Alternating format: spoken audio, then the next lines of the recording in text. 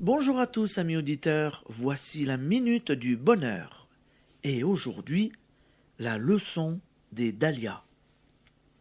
Il est un petit jardin que je soigne avec amour.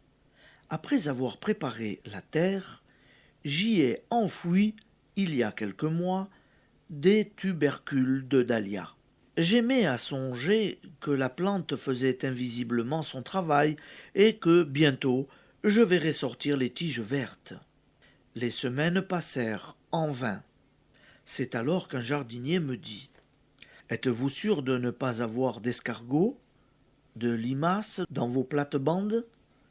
Le premier examen révéla une tribu de ces bêtes goulues qui se repaissaient des jeunes pousses au fur et à mesure de leur apparition. On fit place nette, et bientôt une tige, 2 tiges, 20 tiges montèrent vers la lumière, s'étoffèrent de feuillage, et parurent les premiers boutons. Le jardinier intervint à nouveau. Vous n'aurez que des fleurs ordinaires, si vous laissez plusieurs boutons sur la même tige. J'éliminai donc les boutons parasites. J'attendis encore longtemps que l'éclosion d'une fleur est donc lente à notre impatience. N'aurait-il pas lieu de désespérer si l'expérience ne prouvait pas qu'elle se produirait sûrement? Enfin, un jour, je fus accueilli par un grand dahlia magnifiquement épanoui. La leçon du dahlia, vous l'avez comprise. Si vous avez assimilé le contenu des histoires précédentes, elle est l'image exacte de ce qui se passe en nous depuis l'instant où nous enfouissons dans notre subconscient la pensée créatrice de toute joie, jusqu'au jour où elle s'épanouit en santé, en prospérité, en tendresse.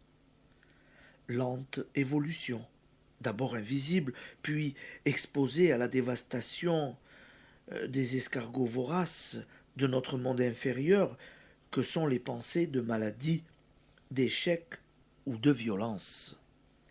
L'éparpillement nuit à la force de la pensée, tout comme de nombreux boutons sur une seule tige nuisent à la beauté de la fleur. Enfin, si nous ignorons que les feuilles sont déjà le dahlia, que verrions-nous de commun entre tout ce vert et les pétales colorés que nous attendons? Cela ne vous montre-t-il pas que presque toujours l'éclosion de notre espoir explique des événements dont nous ignorons qu'ils sont la tige et le soutien des réalisations? Application.